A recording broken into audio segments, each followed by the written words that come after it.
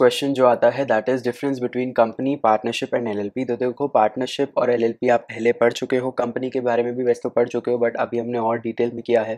तो तीनों के बीच में डिफरेंसेस अगर आपसे पूछ रहा है तो क्या क्या पॉइंट्स लिखोगे? देखो बहुत सिंपल सिंपल बेसिक सी चीज़ें हैं, ठीक है, कुछ ज़्यादा डिफिकल्टी इसमें नहीं है। रजिस्ट्रेशन में डिफरेंस है, क्यों? क्योंकि कंपनी जो है वो कंपनीज एक्ट 2013 में रजिस्टर होती है, पार्टनरशिप एक्ट 1932 में रजिस्टर होता है, एलएलपी एक्ट 2008 के अंदर रजिस्टर होता है।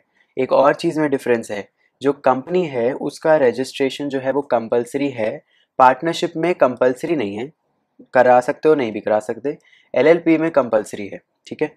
Then name to end with, तो कंपनी है तो वो लिमिटेड में होगा या प्राइवेट लिमिटेड, अगर प्राइवेट कंपनी है तो। पार्टनरशिप में ऐसी कोई गाइडलाइंस नहीं है।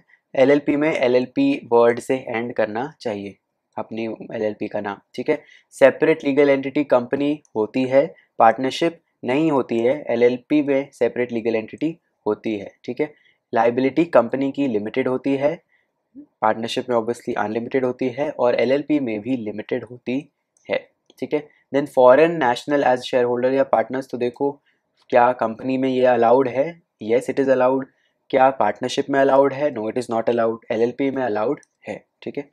देन मीटिंग्स, देन एक पॉइंट आप बना सकते हो मीटिंग्स पे कि बोर्ड ऑफ डायरेक्टर्स की जो मीटिंग है वो कंपलसरी हेल्ड होनी चाहिए 4 बार पूरे एक साल में, है ना। एनुअल जनरल मीटिंग हर साल एक होनी चाहिए।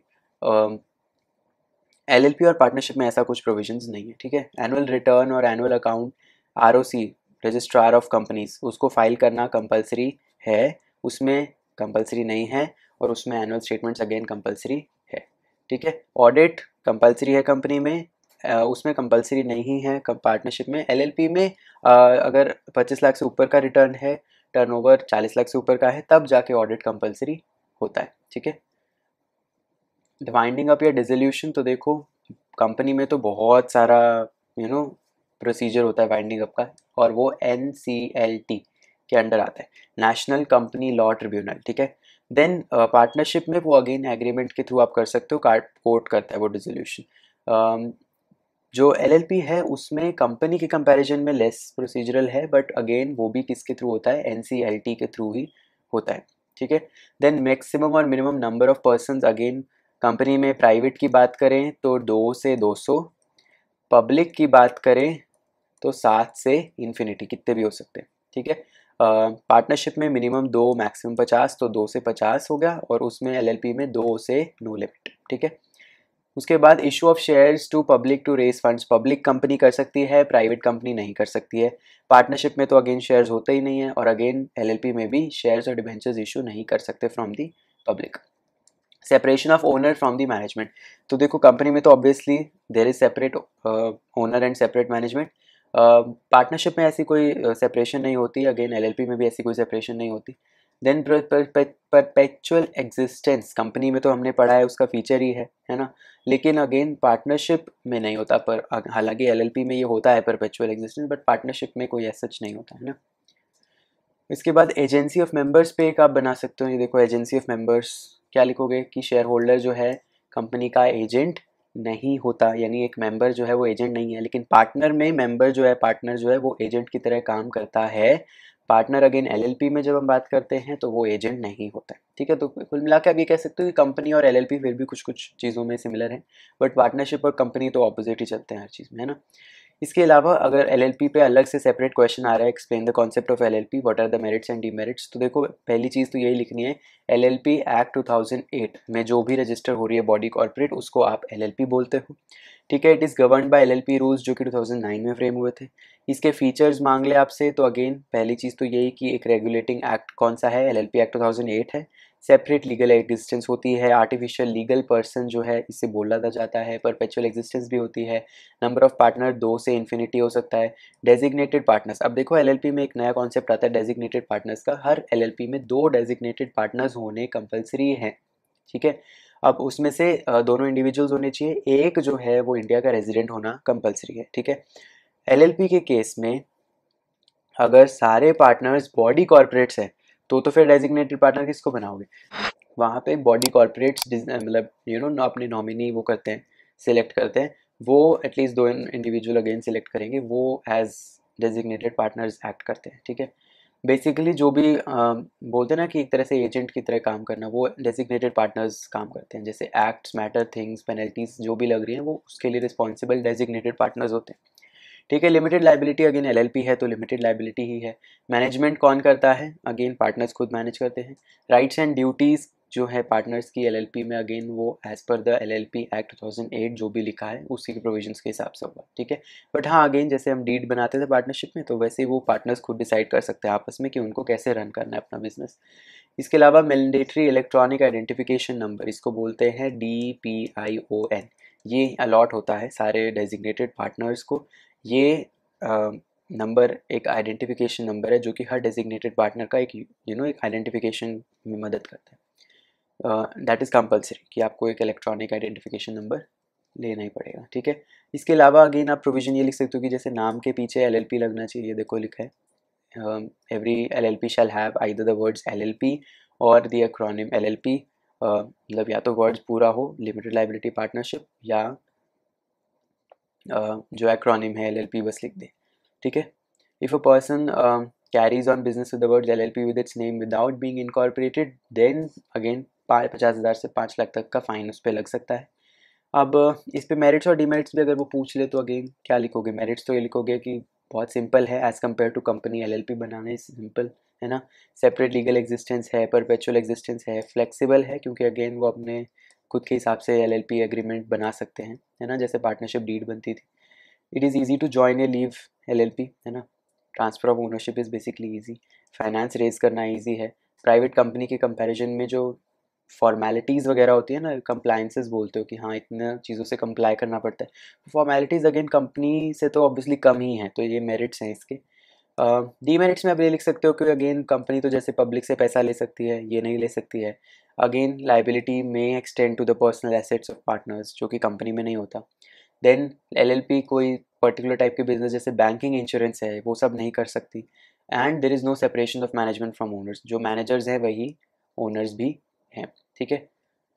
हाँ, अब इसमें एक प्रोविज़न आता है, ये प्लीज़ ध्यान रखो, ये जो नोट पे लिखा है, if the number of partners of LLP is reduced below 2 and LLP carries on business for more than 6 months, then the person who is the only partner of LLP, मतलब 2 से कम हुआ तो एक रह गया ना, मतलब तो वो जो एक रह जाता है during that time, so it carries the business after those 6 months shall be personally liable for the obligations during that period, मतलब उसके बाद फिर वो जो एक रह जाएगा वो पर्सनली लाइबल होगा सारी ऑब्लिगेशंस जो उस पीरियड में 6 महीने के बाद में कॉन्ट्रैक्ट्स वगैरह जो भी करेगा वो उसके लिए वो पर्सनली जो है लाइबल होगा, ठीक है।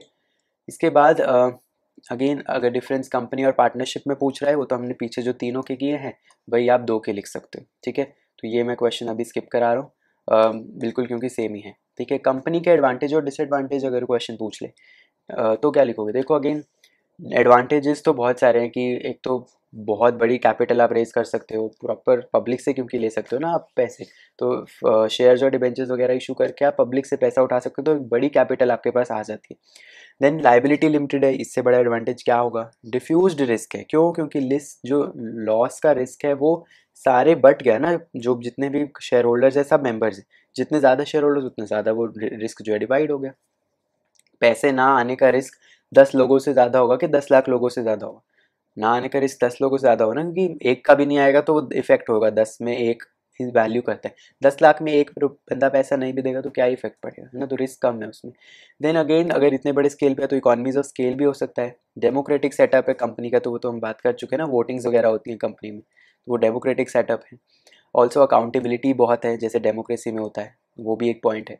कंटिन्यूटी, परपेचुअल एग्जिस्टेंस हम पढ़ ही चुके हैं। देन क्रेडिबिलिटी, ये भी है कि हाँ आप चीज़ों से बच नहीं सकते, है ना, बहुत सारी ऑब्लिगेशंस वगैरह हैं, लीगल प्रोसीडिंग्स हैं, तो किसी भी चीज़ से बच नहीं सकते, हर चीज़ के लिए क्रेडिबिलिटी मांगती है ना। देन ट्रांसफरेबिलिटी ऑफ शेयर्स का ट्रांसफरेबिलिटी, यानी एक तरह से ओनरशिप का ट्रांसफ़र बहुत ईजी हो जाता है, बिकॉज शेयर्स कोई भी कभी भी किसी को खरीद या बेच सकता है, ठीक है। तो डिसएडवांटेजेस पे आ जाओ। डिसएडवांटेजेस एक तो ये है कि अगेन सब चीज़ें कॉम्प्लेक्स हैं बहुत, इनकॉर्पोरेशन डिफिकल्ट है। अगेन पर्सनल इंटरेस्ट नहीं रहता डायरेक्टर्स का, क्योंकि अगेन वो तो बोलेंगे हमारा पर्सनल क्या ही है, सबका नुकसान होगा, सबका अगर होगा भी तो, है ना। बहुत सारी लीगल फॉर्मेलिटीज़ हैं अगर बनानी है तो कंपनी, बहुत सारी वही है ना, प्रोसीजर हर चीज़ का कॉम्प्लेक्स है। डोमिनेशन ऑफ मेजॉरिटी जैसे वोटिंग्स वगैरह से होता है, तो वोटिंग में मेजॉरिटी है तो हो सकता है majority is not always right, so majority का domination is not a advantage, it's a disadvantage also sometimes. Lack of secrecy कि भाई इतने लोग हैं, सब लोग शेयर होल्डर्स हैं, सब मेंबर्स हैं, तो हर एक के पास हक है चीज़ें जानने का। बट इतने सारे लोग हैं तो सीक्रेट मेंटेन करने मुश्किल हो जाता है, बिकॉज अगेन सब चीज़ें पब्लिश करनी होती है ना, अपने कंपनी को अपनी वेबसाइट्स पे डालना होता है, या बहुत सारी लीगल ऑब्लिगेशन है और उन्हें इन्फॉर्मेशन पब्लिक करनी पड़ जाती है।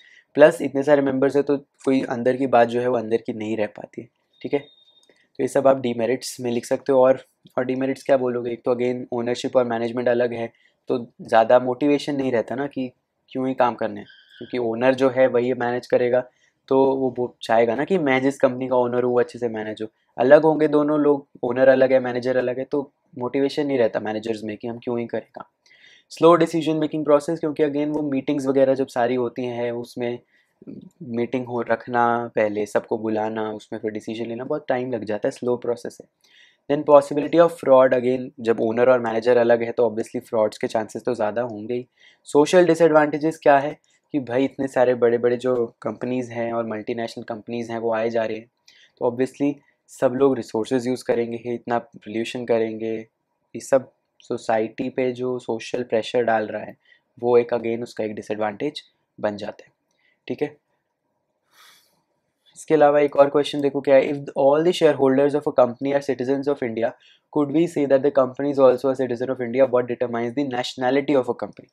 देखो कंपनी की नेशनैलिटी पे क्वेश्चन आ गया। देखो पहले मैंने बताया था आपको, company is a legal person in the eyes of law, ठीक है। अपनी प्रॉपर्टी ले सकता है, वो केस कर सकता है, केस उस पर हो भी सकता है अपने नाम पे, लेकिन नेचुरल सिटीजन की तरह वो सिटीजनशिप एक्वायर नहीं कर सकता, ठीक है। वो सिटीजन नहीं बन सकता, कंपनी इंडिया का सिटीजन नहीं बोल सकते किसी कंपनी को, तो सिटीजन नहीं बन सकता। लेकिन हाँ ये ज़रूर है कि उसकी नेशनैलिटी होती है, डोमिसाइल होता है, रेजिडेंस होता है, तीनों चीज़ें होती है ना। बोलते हैं ना कि इस कंपनी की नेशनैलिटी क्या है, इंडियन कंपनी है या फॉरेन कंपनी है, डोमिसाइल है, कहाँ कौन सी स्टेट में है, कहाँ रहता है, मतलब कंपनी का बेसिकली ऑफिस कहाँ है, मेन हेड ऑफिस, तो वो उसका रेजिडेंस बन जाता है। तो अगेन सिटीजन की तरह, चाहे उसका सिटीजनशिप नहीं है बट नेशनैलिटी, डोमिसाइल और रेजिडेंस तो है। तो company can not be citizen because it is artificial legal person, है ना।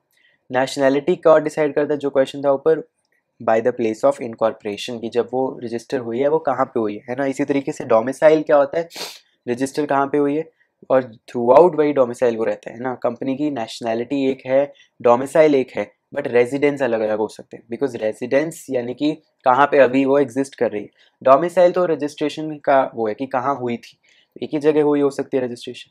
तो नेशनैलिटी एक होएगी, डोमिसाइल एक होएगी, रेजिडेंस मल्टीपल हो सकती है ना। हो सकता है ना एक कंपनी अलग अलग जगह पे एग्जिस्ट कर रही होगी, ऑफिस उसके, ठीक है। अब रेजिडेंस कहाँ ज़रूरी होता है, टैक्सेशन पर्पज़ के लिए, कि ऑब्वियसली उसके लिए तो टैक्सेशन के लिए तो रेजिडेंट देख रहे हैं, कहाँ का रेजिडेंट है वो कंपनी, तो वो देखता जाता है, ठीक है। इसके बाद एक क्वेश्चन और है, during a war all the members of a private company while in general meeting were killed by bomb, does the company cease to exist because the members die state reasons. बहुत simple चीज़ है, जैसे मैंने बोला members die, but members में कम, members में को, company goes on for ever, right. Not cease to exist मतलब company will continue to exist, not cease to exist का मतलब कंटिन्यू टू एग्जिस्ट, ठीक है। Because if all the members die then also company is a separate legal entity from its members, उसकी existence अलग है, perpetual existence है, it is unaffected by the death, insolvency and lunacy of its members, ठीक है। ये हो गया question. एक क्वेश्चन मैंने पीछे छुड़ाया था, मेरे को याद है अभी भी, सेकंड क्वेश्चन था वो, तो भूलता नहीं हूँ मैं, ठीक है, मुझे याद है। तो that question was what where when can the liability of the member of a limited company become unlimited automatically, यानी कि कंपनी लिमिटेड होती है वैसे, तो उस कंपनी लिमिटेड कंपनी के मेंबर की लाइबिलिटी अनलिमिटेड ऑटोमेटिकली दो केस में होती है। वो दो केस बताने हैं आपको।